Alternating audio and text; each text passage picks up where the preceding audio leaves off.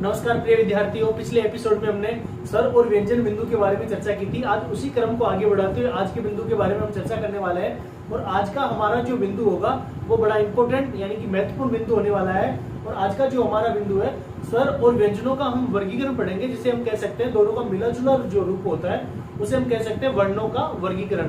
तो सबसे पहले हमारा जो आज का बिंदु है वो है वर्णों का वर्गीकरण। हम वर्णों का वर्गीकरण पढ़ने जा रहे हैं, वर्णों का वर्गीकरण। और वर्णों के वर्गीकरण के अंतर्गत हम वर्णों की बात करें तो वर्णों को हमने दो भागों में डिवाइड किया था, एक का नाम स्वर और एक का नाम हमने रखा था व्यंजन। तो हम सबसे पहले स्वरों का फिर उसके बाद में व्यंजनों का वर्गीकरण पढ़ने वाले हैं। या हम कह सकते हैं कि कुल मिला के दोनों का मिला जुला जो रूप पढ़ेंगे उसे हम कह सकते हैं वर्णों का वर्गीकरण।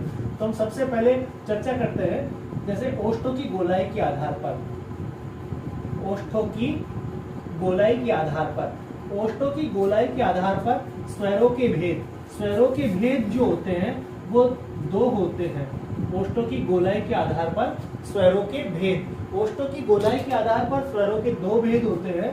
एक का नाम होता है वृत्ताकार स्वर, एक को हम कह सकते हैं वृत्ताकार स्वर। और नंबर 2 की बात करें तो अवृत्ताकार स्वर, अवृत्ताकार स्वर। प्रिय विद्यार्थियों, वृत्ताकार स्वर किसे कहते हैं और अवृत्ताकार स्वर किसे कहते हैं, इसकी परिभाषा के बारे में हम समझने का प्रयास करेंगे। तो सबसे पहले हम वृत्ताकार के बारे में समझने का प्रयास करते हैं। वृत्ताकार स्वर किसे कहेंगे कि जिन स्वरों का, सबसे पहले हमें पता होना चाहिए कि हमारे हिंदी भाषा में स्वरों की संख्या 11 होती है और 11 को हमने दो भागों में डिवाइड किया है, एक को वृत्ताकार, दूसरे का नाम रखा हमने अवृत्ताकार। तो वृत्ताकार किसे कहेंगे कि जिन स्वरों का उच्चारण करने पर जो हमारे ओष्ठ यानी होठ जो है ये वृत्त की तरह गोल हो जाए, ये वृत्त की तरह गोल हो जाए तो उन्हें हम वृत्ताकार स्वर कह देंगे, उन्हें हम वृत्ताकार स्वर कहते हैं। प्रिय विद्यार्थी, 11 स्वरों का मैं उच्चारण कर रहा हूँ, आप लोग मुझे देख के बताएंगे कि कौन से का उच्चारण करने पर ओष्ठ गोल हो रहे हैं और कौन से का उच्चारण करने पर ओष्ठ गोल नहीं हो रहे।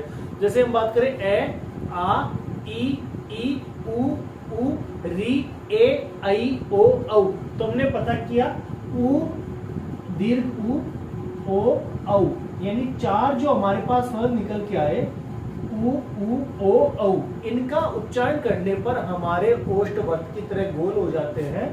बाकी जो बच गए अवृत्ताकार किसे कहते हैं कि जिनका उच्चारण करने पर, जिन स्वरों का उच्चारण करने पर ओष्ठ वृत्त की तरह गोल ना होकर फैल जाए उन्हें हम अवृत्ताकार स्वर कहते हैं। और इसके अंतर्गत ए, आ, ई, री, ए, आई, संख्या की बात करें तो 7 और वृत्ताकार कितने 4, 7 और 4 11, यानी हिंदी भाषा में स्वरों की संख्या 11 होती है, जिनको हम ओष्ठों की गोलाई के आधार पर दो भागों में बांटते हैं। एक का नाम हमने वृत्ताकार, दूसरे का नाम अवृत्ताकार। ये विद्यार्थियों, वृत्ताकार को वृत्तमुखी भी कह सकते हैं, वृत्ताकार को वृत्तमुखी भी कह सकते हैं और अवृत्ताकार को अवृत्तमुखी भी हम लोग कह सकते हैं। इसमें डरने की कोई बात नहीं है। अब दूसरी बात कि हमारे ओष्ठ तो गोल नहीं हो रहे, कई विद्यार्थी कह बैठते हैं कि गुरुजी हमारे तो ओष्ठ गोल ही नहीं हो पा रहे। तो आप भी उच्चारण करके देखेंगे, प्रैक्टिकल करके देखेंगे कि आपके भी ओष्ठ गोल हो रहे हैं या नहीं हो रहे। 11 में से आप इन 4 का उच्चारण करेंगे तो आपके ओष्ठ गोल होंगे और इनका उच्चारण करने पर आपके ओष्ठ गोल नहीं होंगे। इसके बाद में अगला जो वर्गीकरण पढ़ने वाला है, बड़ा इंपॉर्टेंट वर्गीकरण होगा, जिह्वा की क्रियाशीलता के आधार पर, जिह्वा की क्रियाशीलता के आधार पर अगला वर्गीकरण हमारा है जिह्वा की, या लिख देता हूं मैं, जिह्वा की क्रियाशीलता के आधार पर, जिह्वा की क्रियाशीलता के आधार पर स्वरों के 3 भेद होते हैं। एक का नाम अग्रस्वर, दूसरे का नाम मध्य स्वर और तीसरा होता है पश्च स्वर। अग्र, मध्य और पश्च। विद्यार्थियों, अगर कोई आप में से साइंस का विद्यार्थी हो तो आपने, जैसे हम मस्तिष्क के जो भेद पढ़ते हैं, मस्तिष्क के बारे में हम साइंस में पढ़ते हैं, तो मस्तिष्क के भी 3 पार्ट होते हैं, अग्र, मध्य और पश्च। अग्र से मतलब है आगे वाला, मध्य से बीच का, और पश्चिम से हम कह सकते हैं पीछे वाला। ये हम जीवा की क्रियाशीलता के आधार पर स्वरों के भेद पढ़ रहे हैं, जिनको 3 भागों में बांटा जाता है। एक का नाम रखा हमने अग्र, दूसरे का मध्य और तीसरे का पश्चिम। अग्र स्वर किसे कहते हैं कि जिन स्वरों का उच्चारण करने पर जिह्वा का आगे वाला यानी अग्र भाग क्रियाशील रहे, सक्रिय रहे, उन्हें हम अग्र स्वर कहते हैं। और मध्य यानी बीच वाला भाग सक्रिय रहे तो उन्हें मध्य स्वर कहते हैं।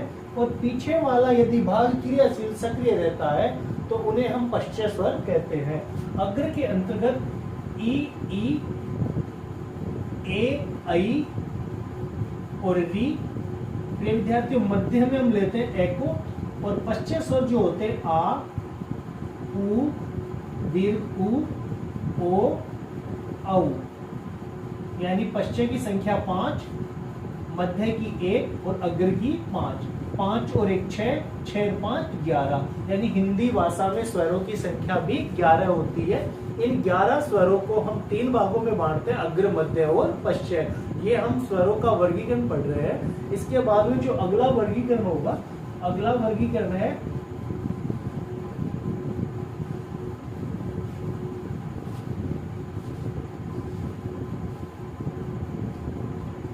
दिखाई देने के आधार पर। दिखाई देने के आधार पर, दिखाई देने के आधार पर स्वरों के 2 भेद होते हैं। स्वरों के 2 भेद होते हैं। एक का नाम होता है दृश्य स्वर और दूसरे को हम कह सकते हैं अदृश्य स्वर। हाँ प्रिय विद्यार्थियों, 11 स्वरों को हम 2 भागों में बांटेंगे, जिनमें कुछ स्वर ऐसे होंगे कि जिनका प्रयोग व्यंजनों के साथ करने पर स्पष्ट तौर से दिखाई देंगे, और कुछ स्वर ऐसे होंगे जो हमें स्पष्ट तौर से दिखाई नहीं देंगे। जो स्पष्ट तौर से दिखाई दे, यानी हम जिन स्वरों का प्रयोग व्यंजनों के साथ करने पर जो स्पष्ट तौर से दिखाई देते हैं उनको दृश्य स्वर कहते हैं, और जो स्पष्ट तौर से दिखाई नहीं देते उन्हें हम अदृश्य स्वर कहते हैं। जैसे हम एक उदाहरण से समझने का प्रयास करेंगे। मैंने लिखा कै, का, की, कु, के, कई, को, कऊ और क्री। ये हमने लिखे, मतलब बाहर खड़ी लिखी हमने। अब इसमें हमने व्यंजनों के साथ में स्वरों का प्रयोग किया है। तो यहाँ देखो हमें आका प्रयोग स्पष्ट तौर से दिखाई दे रहा है। इसमें लघु ई दिखाई दे रही है, इसमें दीर्घ ई दिखाई दे रही है, इसमें उ, इसमें दीर्घ उ, इसमें ए, ऐ, ओ, औ, और यहाँ पे री की मात्रा में स्पष्ट तौर से दिखाई दे रही है। जबकि प्रिय विद्यार्थियों, कै में हमें ए नहीं दिखाई दे रहा, बल्कि इसमें ए छिपा हुआ है। जब हम कै को हलंत करेंगे तो इसके मतलब साथ में ए भी इसमें से निकल जाएगा हलंत करने पर। तो एकमात्र स्वर ए हमारे पास निकल के आया है जो हमें स्पष्ट तौर से दिखाई नहीं देता। बाकी हमारे पास में 10 स्वर ऐसे हैं जो हमें स्पष्ट तौर से दिखाई देते हैं। तो दिखाई देने के आधार पर स्वरों की संख्या 2 होती है, दृश्य और अदृश्य, जिसमें स्पष्ट तौर से अकेला ए दिखाई देता है, जबकि 10 स्वर हमारे को स्पष्ट तौर से दिखाई नहीं देते। हम कह सकते हैं कि हिंदी भाषा में मात्राओं की संख्या, हिंदी भाषा में मात्राओं की संख्या भी प्रिय विद्यार्थियों 10 ही होती है। और ए को हम दृश्य के साथ साथ में एक नया नाम देते हैं, उदासीन स्वर। कौन सा स्वर? उदासीन स्वर। ए का एक नया नाम है उदासीन स्वर। बड़ा इम्पोर्टेंट नाम है और आगामी परीक्षा की दृष्टि से बड़ा महत्वपूर्ण नाम है। कौन सा? उदासीन स्वर। उदासीन स्वर का नाम लेते ही हमारे जहन में एका दृश्य आना चाहिए। ए को हम दृश्य स्वर भी कहते हैं, अदृश्य स्वर कहते हैं। बाकी ये सब दृश्य हो जाते हैं। 10 तो हमारे पास दृश्य है और एक अदृश्य है। जिन स्वरों का उच्चारण करने पर मतलब व्यंजनों के साथ प्रयोग करने पर स्पष्ट तौर से दिखाई दे वो दृश्य, ना दे तो अदृश्य। नाम में परिभाषा छिपी हुई है। तो दृश्य की संख्या तो 10 होती है, दृश्य की संख्या 10 होती है और अदृश्य की संख्या 1 होती है। एक कौन सा? ए होता है, और इसको हम उदासीन स्वर भी कह सकते हैं। इसके बाद में विद्यार्थियों व्यंजनों का वर्गीकरण पढ़ेंगे। व्यंजनों का वर्गीकरण पढ़ेंगे और व्यंजनों को जो वर्गीकरण हमने पढ़ने वाले हम ये पढ़ेंगे स्वर तंत्रिकाओं में कंपन के आधार पर। देखो स्वर तंत्रिकाओं में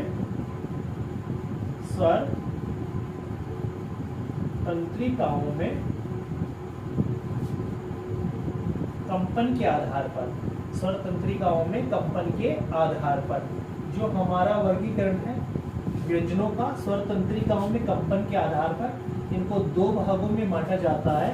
एक का नाम है घोष और दूसरे का नाम होता है अघोष। स्वर तंत्रिकाओं में कंपन के आधार पर वर्णों को या व्यंजनों को वर्ण भी कह सकते हैं, व्यंजन भी कह सकते हैं। दो भागों में बांटेंगे, एक का नाम रखा घोष, दूसरे का नाम हमने अघोष रखा है। घोष का प्रिय विद्यार्थियों जो शाब्दिक अर्थ होता है वो गूंज होता है। क्या होता है? गूंज होता है, या हम कह सकते हैं नाद होता है। क्या कह सकते हैं? नाद होता है, या हम कह सकते हैं कंपन होता है। अब इसकी परिभाषा की बात करें तो परिभाषा क्या होगी कि जिन व्यंजनों का उच्चारण करने पर स्वर तंत्रिकाओं में कंपन, गूंज या नाद होता है उन्हें हम घोष, व्यंजन या वर्ण कहते हैं। और इसके अंतर्गत प्रत्येक वर्ग का तीसरा, चौथा, पांचवा व्यंजन होता है। तीसरा, चौथा, पांचवा व्यंजन, साथ में ये, रे, ले, वे, है। और प्रिय विद्यार्थियों सभी स्वर जो होते हैं ना, ये भी घोष व्यंजन ही होते हैं। इनकी संख्या की बात करें तो देखो 15 तो ये हो गए और 5 ये हो गए, 15 + 5 + 11 स्वर हो गए। और टोटल जो संख्या होती है वो 31 होती है। कितनी होती है? 31। अब आपके जहन में आ रहा होगा कि ये 3, 4, 5 आपने क्या लिखा है? 3, 4, 5 आपने क्या लिखा है? तो प्रिय विद्यार्थियों समझने का प्रयास करेंगे। ये हम लिखा जो 3, 4, 5 जो यहाँ पे है, हमने प्रत्येक वर्ग का जो तीसरा, चौथा, पांचवा व्यंजन है उसके बारे में समझाने का, लिखने का प्रयास किया। जैसे एक बार समझना, मैंने लिखा कै, खे, गे, घे, ण। तो देखो कै वर्ग के ये 5 है और एक वर्ग जो होता है ये मै तक बनता है। प्रत्येक वर्ग में देखो 5 5 है। ये कै वर्ग का पहला, ये दूसरा, ये तीसरा, ये चौथा, ये पांचवा। तो इसी प्रकार प्रत्येक वर्ग का तीसरा, चौथा, पांचवा, तीसरा, चौथा, पांचवा अपने आप में घोष व्यंजन होते हैं। और साथ में ये, रे, ले, वे, है और सभी स्वर ये अपने आप में घोष व्यंजन होते हैं। संख्या की बात करें तो एक वर्ग से हम 3 ले रहे हैं, 5 वर्गों से कितने हो गए? 15, 5 ये हो गए और सभी स्वर कितने? 11। यानी टोटल की बात करें तो 31 वर्ण हो गए। अब इसमें व्यंजन कितने हैं? इसमें वर्णों में टोटल तो हमने 31 किया है, लेकिन इसके अंतर्गत व्यंजन कितने हैं? तो देखो 15 और 5 कुल 20 व्यंजन है प्रिय विद्यार्थियों। कुल 20 व्यंजन है और 11 स्वर है। ऐसे हम 20 और 11 31 वर्ण कह सकते हैं। और व्यंजनों की बात करें तो मुख्य रूप से व्यंजनों की संख्या इसमें 20 हो जाती है। और जिन वर्णों या व्यंजनों का उच्चारण करने पर, समझने का प्रयास करेंगे कि जिन वर्णों या व्यंजनों का उच्चारण करने पर स्वर तंत्रिकाओं में कंपन, गूंज या नाद नहीं होता, उन्हें अघोष व्यंजन कहते हैं या अघोष वर्ण कहते हैं। और इसके अंतर्गत प्रत्येक वर्ग का पहला और दूसरा, तीसरा, पांचवा हमने घोष में रखा है। तो पहला और दूसरा प्लस में से। तो देखो पहला, दूसरा, यानी एक वर्ग से 2 ले रहे हैं तो 5 से 10 हो गए। और से 10 और 3 ये कितने हो गए? 13। 10 और 3 13 होते हैं। तो अघोष की संख्या तो 13 होती है, घोष की संख्या 31 होती है।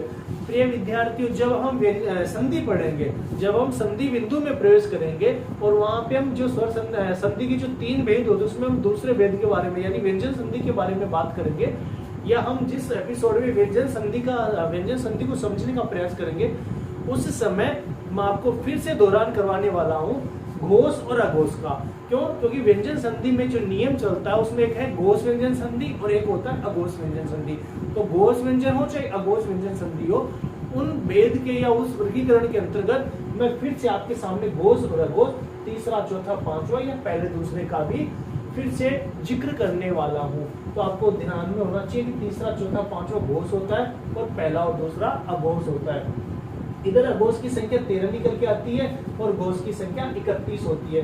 प्रिय विद्यार्थियों 13 और 31 की बात करें, 13 और 31 की बात करें तो 44 होते हैं। और हमने वर्णों के अंतर्गत पढ़ा है कि मुख्य रूप से वर्णों की संख्या भी कितनी होती है, 44 होती है। इन 44 को हमने दो भागों में बांटा है, स्वर तंत्रिकाओं में कंपन, गूंज या नाद के आधार पर, एक तो घोष और एक अघोष। इसके बाद में हम चर्चा करने वाले हैं प्रयत्न या उच्चारण में लगने वाले समय के आधार पर व्यंजन के भेद। प्रयत्न या उच्चारण में लगने वाले समय के आधार पर व्यंजनों के भेद। इसके आधार पर प्रयत्न या उच्चारण में लगने वाले समय के आधार पर व्यंजनों के दो भेद होते हैं। एक का नाम होता है अल्पप्राण, एक का नाम अल्पप्राण और दूसरे का नाम होता है महाप्राण। अल्पप्राण और महाप्राण। अल्पप्राण किसे कहते हैं और महाप्राण वर्ण किसे कहते हैं, समझने का प्रयास करेंगे। प्रिय विद्यार्थियों सबसे पहले देखो प्रयत्न या उच्चारण में लगने वाले समय के आधार पर, प्रयत्न या उच्चारण में लगने वाले समय के आधार पर व्यंजनों को या वर्णों को हमने दो भागों में बांटा है। एक का नाम अल्पप्राण, दूसरे का नाम महाप्राण। एक बार हम उदाहरण से समझने का प्रयास करेंगे। पहले परिभाषा देख लेते हैं कि अल्पप्राण वर्ण किसे कहते हैं। यहाँ देखो नाम में परिभाषा छिपी हुई है। अल्प का मतलब होता है थोड़ा। अल्प का मतलब क्या होता है, थोड़ा, यानी हम जिसे कम भी कह सकते हैं। क्या कह सकते हैं, कम भी कह सकते हैं। तो जिन वर्णों या व्यंजनों का उच्चारण करने पर थोड़ा या कम समय लगता है या अल्प समय लगता है, उन्हें अल्पप्राण वर्ण या व्यंजन कहते हैं। और अल्पप्राण वर्णों से थोड़ा अधिक समय लगता है, उन्हें हम महाप्राण वर्ण या व्यंजन कहते हैं। प्रिय विद्यार्थियों अल्पप्राण वर्णों के अंतर्गत एक बार उदाहरण से समझते हैं। यहाँ मैंने लिखा कै, खे, गे, घे और णे। ये हमने व्यंजन लिखे कै, खे, गे, घे, णे। हम लोगों ने जैसे हम इनका अंग्रेजी मीनिंग बनाए तो देखो कै का प्रयोग हम के करते हैं, खे का के एच करते हैं और घे का जी लिखते हैं और घे का बोलो जी एच और णे का एन। अरे ये तो सबको आता है ना, ये तो सब। जैसे हम चैट करते हैं फोन में तो कै का के ही बनाते हैं, खे का जी के एच बनाते हैं और घे का जी बनाते हैं और घे का जी। ये अंग्रेजी तो सबको आती है ना। हाँ तो देखो प्रिय विद्यार्थियों के और के एच को बोलने में कम समय किसमें लगा, के में, अपेक्षा किसके, के एच के। जी और जी एच को बोलने में कम समय, जी में, अपेक्षा किसके, जी एच के। और अंत में एन। तो प्रत्येक वर्ग का पहला, तीसरा, पांचवा, पहला, तीसरा, पांचवा, ये अपने आप में अल्पप्राण होते हैं। तो हम कह सकते हैं प्रत्येक वर्ग का, मैं इधर लिख देता हूँ, पहला, तीसरा, पांचवा प्लस ये, रे, ले, वे और सभी कौन हो गए, स्वर। सभी कौन, स्वर। ये अपने आप में अल्पप्राण वर्ण होते हैं। कौन से होते हैं, अल्पप्राण। संख्या की बात करें तो अल्पप्राण की संख्या देखो 15 प्लस 4 प्लस 11, यानी 15 तो एक वर्ग से 3 ले रहे, तो 15 ये हो गए, 4 ये हो गए, 11 स्वर हो गए। तो संख्या टोटल की बात करें तो 30 होती है। कौन से वर्णों की संख्या 30 होती है, अल्पप्राण की। इसके बाद में देखो अल्पप्राण से ज्यादा समय लगे महाप्राण, तो कौन से में लग रहा है, एक तो दूसरे में और एक चौथे में। तो प्रत्येक वर्ग का दूसरा और चौथा, प्लस में से और है, ये तालव्य मूर्धन्य दंत से। तो प्रत्येक वर्ग से 2-2 तो 10 प्लस 4 ये कितना हो गया, 14। कौन से वर्णों की संख्या 14 होती है, महाप्राण की। और देखो 14 और 30, 14 और 30 को जोड़ेंगे तो कितना होगा, 44। और हमें पता है कि मुख्य रूप से वर्णों की संख्या कितनी होती है, 44। इन 44 वर्णों को हमने दो भागों में बांटा है। एक का नाम रखा अल्पप्राण, दूसरे का महाप्राण। जिन वर्णों का उच्चारण करने पर कम समय लगता है वो अल्पप्राण होते हैं, और अल्पप्राण से थोड़ा ज्यादा समय लगे तो उन्हें महाप्राण कहते हैं। अल्पप्राण के अंतर्गत प्रत्येक वर्ग का पहला, तीसरा, पांचवा होता है, जबकि महाप्राण में प्रत्येक वर्ग का दूसरा और चौथा होता है। तो प्रिय विद्यार्थी मुझे बताएंगे कि अल्पप्राण की संख्या कितनी होती है, अल्पप्राण वर्णों की संख्या कितनी होती है, 30 होती है, जबकि महाप्राण की 14 होती है। हम घोष व्यंजनों या वर्णों की बात करें तो घोष वर्णों की संख्या 31 होती है, जबकि अघोष की संख्या कितनी होती है, 13 होती है। कितनी होती है? 13 होती है। तो प्रिय विद्यार्थियों, आशा करता हूँ, उम्मीद करता हूँ आपको समझ में आया होगा। आप हमसे जुड़े रहिए। आज के लिए इतना ही। बाकी मैं एक नए टॉपिक बिंदु के साथ में फिर से अगले एपिसोड में आपके सामने हाजिर होऊंगा। आज के लिए इतना ही। बहुत बहुत धन्यवाद प्रिय विद्यार्थियों।